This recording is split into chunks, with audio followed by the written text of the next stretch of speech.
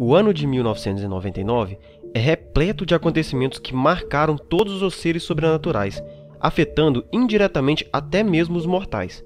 Porém, existe um evento em específico que provavelmente é o responsável pela maioria das tragédias ou distúrbios gerados neste ano. Hoje, no Story News, eu, Luiz Felipe, apresento para vocês a Estrela Vermelha. A Estrela Vermelha é um corpo celeste misterioso que apareceu no ponto culminante da Semana dos Pesadelos em 15 de julho de 1999, semana, aliás, que já foi citada aqui na RPG Brasil. Muitos nomes foram dados para essa Estrela Vermelha. Os vampiros tendiam a o chamar de Wormwood, o que, numa tradução livre, seria algo como verme ou cupim. Os lobisomens o tinham como o olho da Wyrm e, para alguns, Antélios, que significa o anti-sol. Telos para os magos e o olho de Baelor para os Changeling, dentre outros nomes diversos para os demais seres sobrenaturais. Porém, todos eles representavam sua presença como algo relacionado ao fim dos tempos. Bom, como cada raça tinha uma certa visão sobre a Estrela Vermelha, vamos apresentar a visão de cada uma das raças sobrenaturais individualmente, começando pelos lobisomens.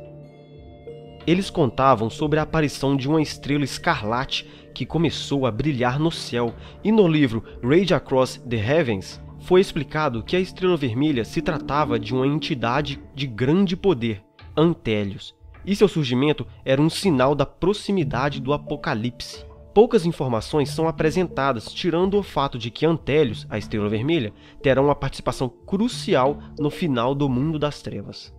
Cada tribo tinha uma visão sobre Antélios, então eu vou apresentar algumas das mais interessantes e importantes. Os portadores da luz interior, que são garous conhecidos por contemplarem as estrelas, contam uma história sobre um portador da luz das primeiras auroras, que erroneamente transcendeu para o próximo plano ao invés de ficar para pastorear aqueles que estão perdidos. Em sua transição daqui para os céus, ele se tornou incorpóreo, uma figura brilhante no céu, chamado Estrela Lupina Celestial por sua seita. Na escuridão acima da cabeça de todos, Chang'o-Xing supostamente se dirigiu rapidamente para a rede das estrelas e ajudou a guiar os viajantes através das passagens cósmicas.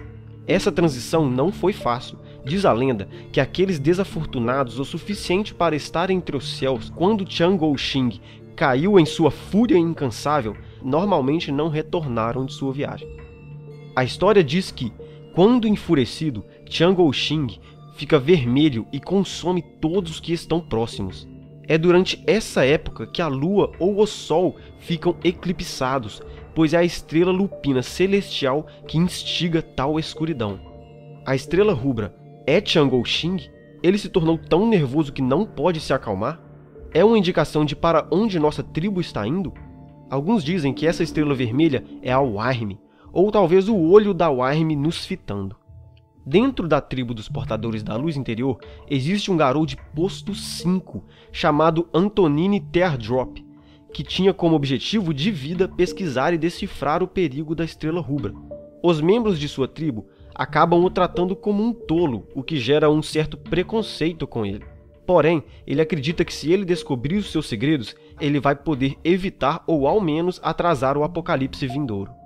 A tribo Ucatena já enviaram diversas matilhas para o reino etéreo para descobrir o que é, e todos os anciões cinzentos estão se matando de pensar por qualquer profecia que se relacione com a estrela.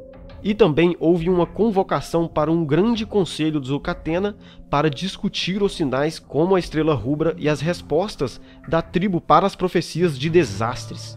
Já para os peregrinos silenciosos, que eram aqueles que a chamavam de Antélios, o olho da Wyrm diziam que ela fazia parte da profecia da Fênix e sua chegada já trouxe mudanças terríveis no planeta.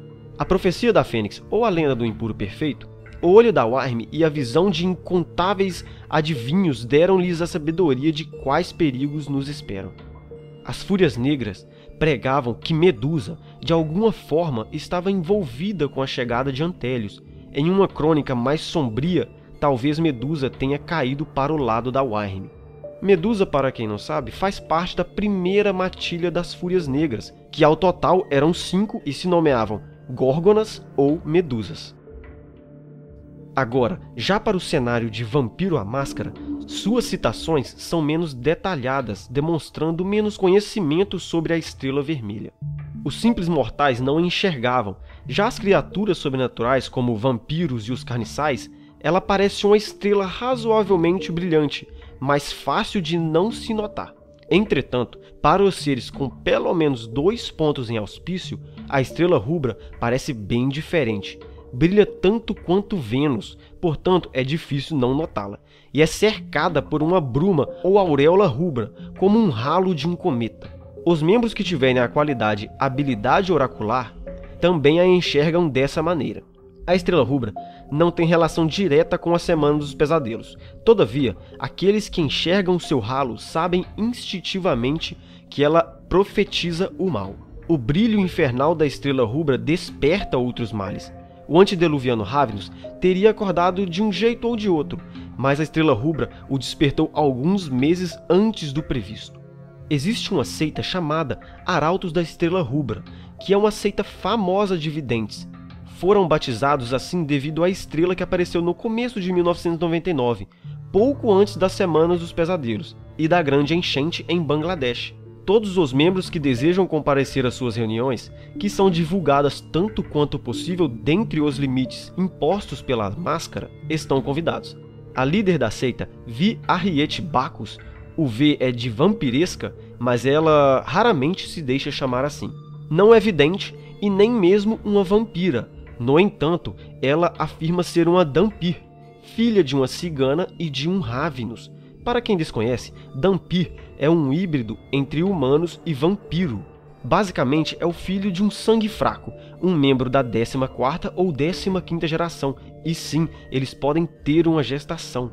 Além disso, vampiresa geralmente entra em transe e delira com visões muito semelhantes àquelas relatadas pelos videntes sob sua tutela. Em todas as suas visões, a estrela tem papel relevante como a luz guia de uma criatura terrivelmente maligna que deveria chegar à Terra ainda em 1999.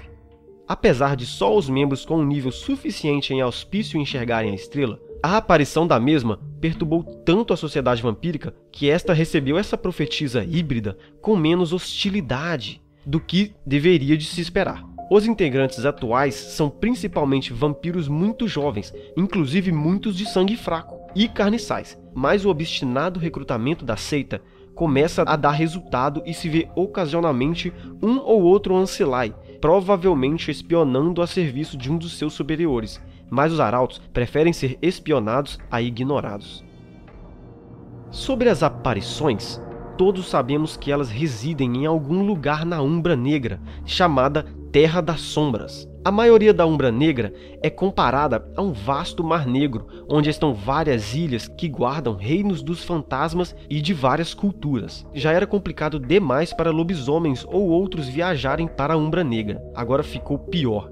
Desde 1999, a Umbra Negra se provou ser ainda mais inóspita aos lobisomens. Uma poderosa tempestade tão grande que atinge todo o reino açoita a Umbra Negra sem sinal de descanso. Ventos fortes, granizo espectral e raios fantasmagóricos acertam viajantes desprotegidos praticamente até a morte.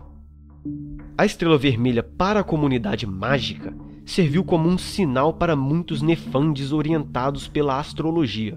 Muitos veem isso como um presságio da vitória iminente dos decaídos. Alguns percebem o grande potencial que ela representam e tentam procurar atrair a sua atenção. Felizmente ela, ou o que quer que seja responsável pela sua presença, ainda não respondeu aos pedidos e oferenda destes nefandes. Alguns sabem que ainda não é hora para ela brilhar em toda sua glória do outro lado da Terra, e eles procuram aprender mais do que em estudos astrológicos, na esperança de descobrir rituais ou sacrifícios que possam servir para a sua aproximação à Terra e atrair a sua atenção.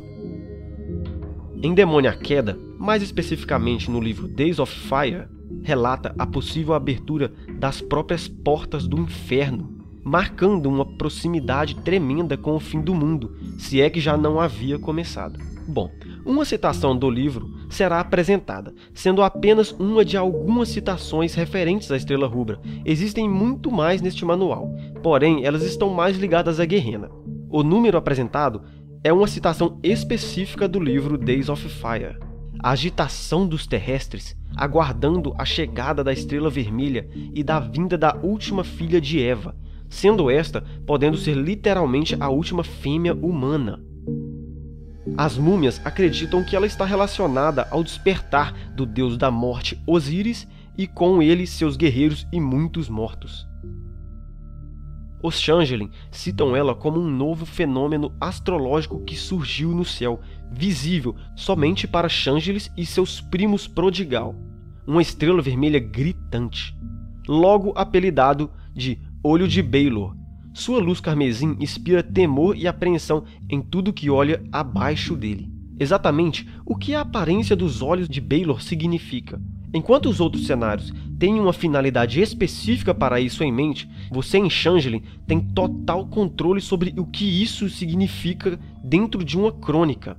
Poderia ser um presságio de desgraça, um sinal de retorno do Tauta de Danann. O fato de que ele dá ao Kitaim um sentimento sinistro não significa necessariamente que ele tem conotação do mal. Em uma última análise, o melhor uso para o olho é um reforço para a atmosfera que você procura em seu cenário. Poucas coisas são tão efetivas nas mudanças de humor do que um presságio astrológico olhando para baixo sobre os personagens dia e noite. E então, gostaram de todas essas informações? Estão preparados para que tal evento aconteça em seu jogo? Então deixe o seu like, que é muito importante, comente e compartilhe. Por enquanto é só, muito obrigado e tchau!